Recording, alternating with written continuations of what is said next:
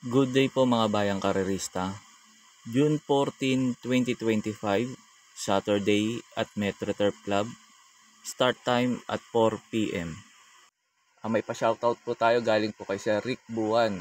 Pinapa-shoutout niya yung Buwan family sa Kasipagan Carrera, Pakpak Boy. Shoutout po sa inyo. May pa-shoutout na pahabol po si Sir Silverio Picar. Pinapa-shoutout niya yung Ilampas ng Tondo, Manila, sila paring Noel, Pinsan Bong, at sa lahat ng taga Ilampas, shoutout po sa inyo.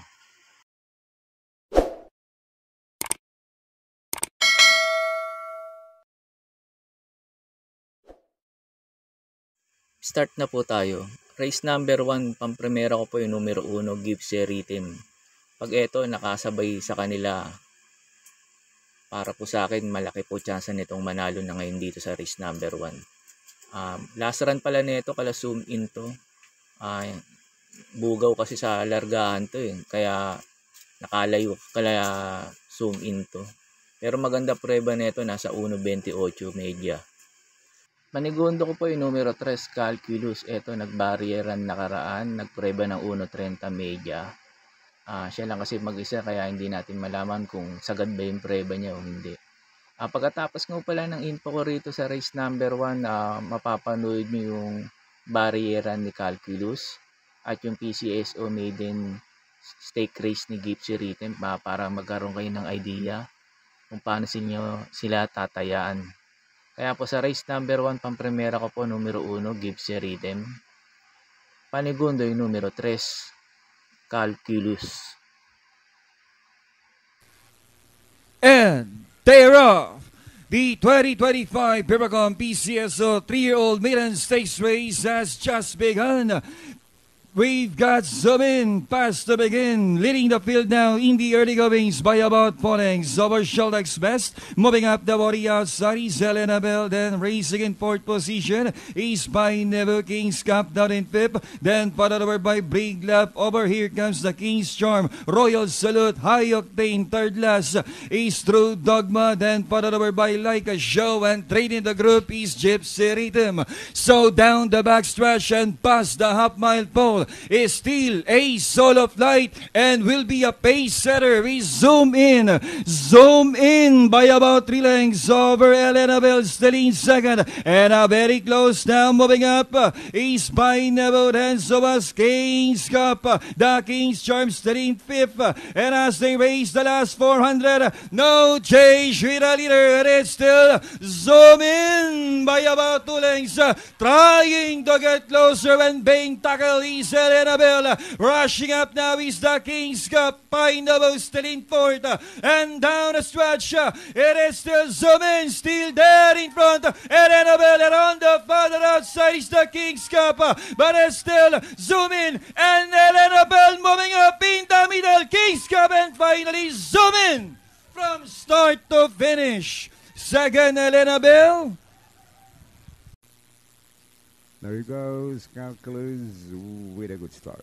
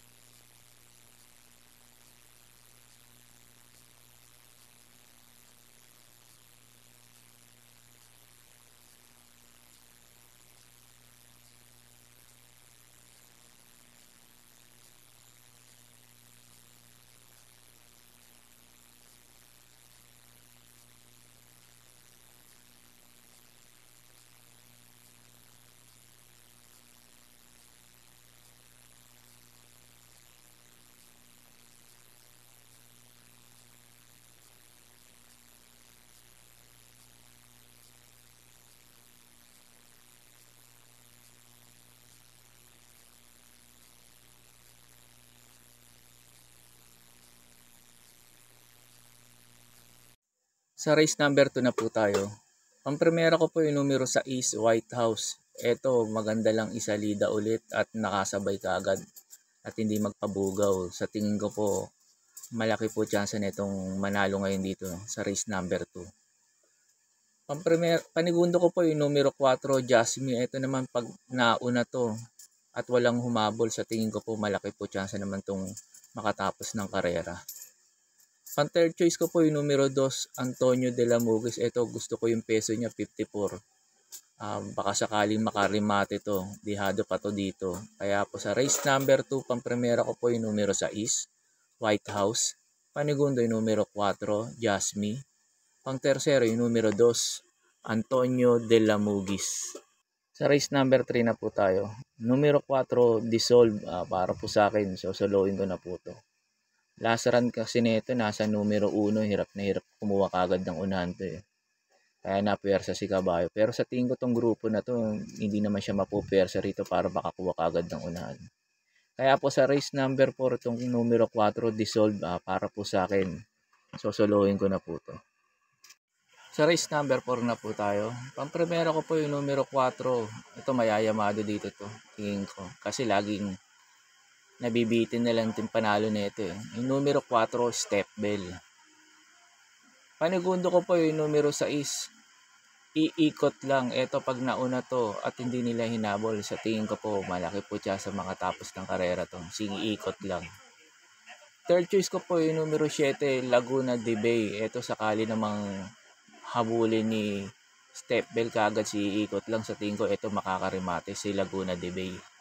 Kaya po sa race number 4, pagpirmera ko po yung numero 4, Step Bell. Panigundo yung numero 6, iikot lang. Third choice ko po yung numero 7, Laguna de Bay. Sa race number 5 na po tayo. Pampremera ko po yung numero 8, Bravo. Ito sa mga nagtitipid, pwedeng solohin to. Yun nga lang, peso nito nasa 57 kg. Kaya medyo mag-aalangan din tayo. Pero sa mga nagtitipid, pwedeng solohin to yung numero 8, Bravo. Pang-protection ko po yung numero 4, Anli Burn. Ito, sakali namang mauna to. Tingin ko po, malaki chance na makatapos ng karera to si Anli Burn dito. Kasi walang gaano mabilis. Si Bravo na rin sa tingin ko hahabol dito eh. Kaya po sa race number 5, pang-primera ko po yung numero 8, Bravo. Panigundo yung numero 4, Anli Burn. Sa race number 6 na po tayo. Numero 3, Space Jam. Pang-primera ko po to. Pero sa mga nagtitipid ulit, pwede nyo ulit solohin to si Space Jam.